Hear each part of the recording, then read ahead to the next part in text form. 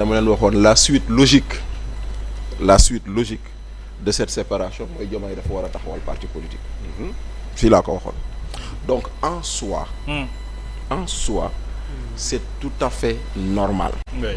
parce que maa ngi koy wax Fatou Kama barki démb dinaa ko répété waat en créant un parti politique Diomaye a réhabilité Abdou Diouf Diomaye a réhabilité Ablaye Wade Diomaye a réhabilité Macky Sall je m'explique. Ablaye Wade da doon xeex contre Abdou Diouf mu ne président warul jiite parti moo indi woon congrès PS 1996 ñu ne Abdou Diouf mooy président parti bi Ousmane Tanor Dieng mooy jiite parti bi. loolu ko indi woon mais référendum 2001 quand Ablaye Wade est arrivé au pouvoir il s'est rendu compte qu'un président a besoin d'un appareil politique. Ben oui.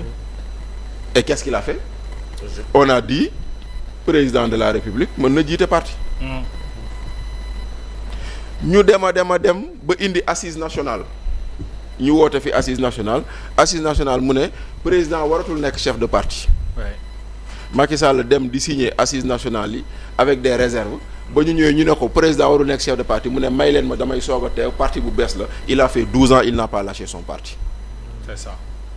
dañu waxante dëgg Diomaye Pastef ak ñu doon ànd ak ñoom ñu doon naan président warul nekk chef de parti c'est pas normal c'est pas. Mais tey on se rend compte que un président de la République qui qu'il soit il a besoin d'un appareil politique na tudd mbootaay na tudd daayira na tudd parti na tudd mouvement na tudd coalition mais c'est un appareil politique mais bu mënul am appareil Pastef kay dina wuti beneen c'est tout à fait normal et je l'ai même encouragé moi. Oui. Je l'ai même encouragé mais par contre. Oui. Effectivement quand tu regardes la situation. Tu vas pas dire que c'est pas le moment. Ce qui vous manque yéen Mohamed xam nga lan mooy lu gars yi di wax concomitamment loolu rek a leen manqué. C'est-à-dire que au moment où vous faites de la politique concomitamment vous vous occupez des autres problèmes. waaw loolu rek moo leen manqué. Oui. donc bu fekkoonte ne tey aujourd'hui ma joxaat leen beneen bax. Oui. Octobre 2025 premier ministre moo ñu ne le Sénégal prévoit de créer 13 millions d'emplois en 2050. démb Lamine Dianté nee nañu la création d'emplois sur 2025 c'est 22 000 emplois et les 13 millions d'emplois divisés sur d'ici à 2050 ça nous donnait au moins 500 000 emplois par an. Au moins Aliou 500 000 emplois. Lamine Dianté le ministre de la fonction publique nee nañu création d'emplois ci at bii ñu génn 22 000 emplois la. 22 000 emplois. Donc vous voyez le gap. nga bëgg a jël foofu noonu nga continuer ci yeneen secteur ci yeneen tey jii nii mu ngi koy wax Mohamed loi de finances rectificative bu 2025 dañoo ne woon on a inscrit 600 milliards xam nga 300 milliards pour payer la dette intérieure ana 300 milliards yooyu oma te pourtant on a voté une loi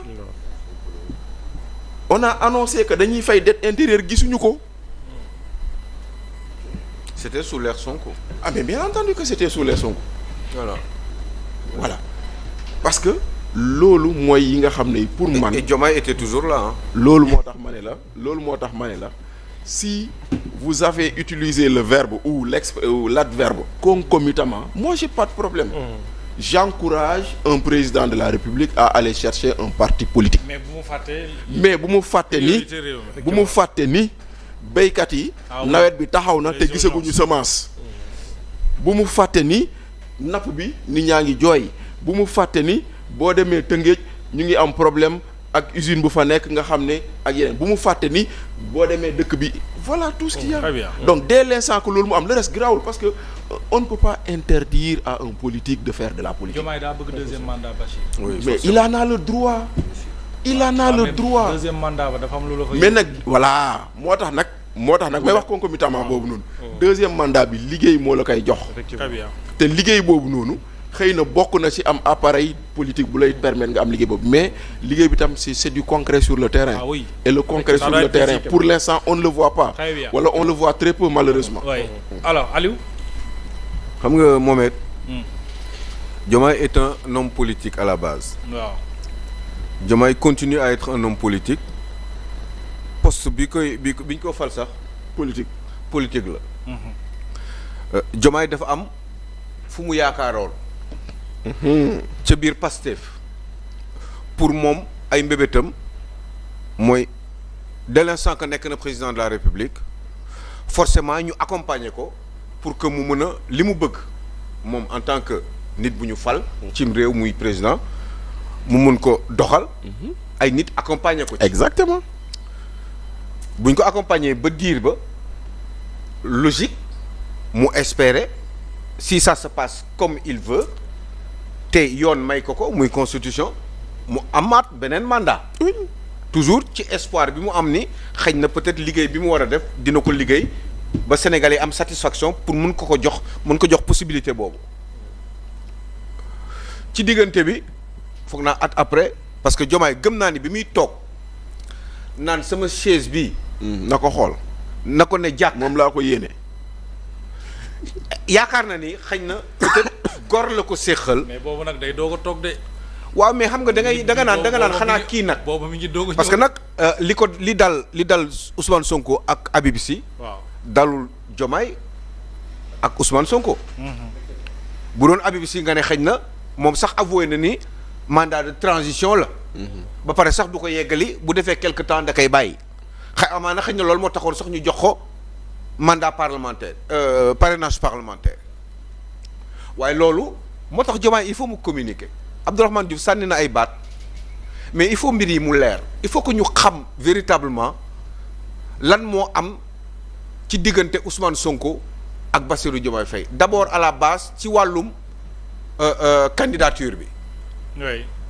parce que loolu bu leeree lu bari dina am parce que nag xaw ma ndax yaa ngi koy fàttaliku Habib Sy bi ñu ko joxee mandat parlementaire commencé woon na di dem campagne électorale commencé woon na di wax ci télé yi xaw ma ndax yaa ngi koy fàttaliku. buggul woon bàyyi yaa ngi koy fàttaliku.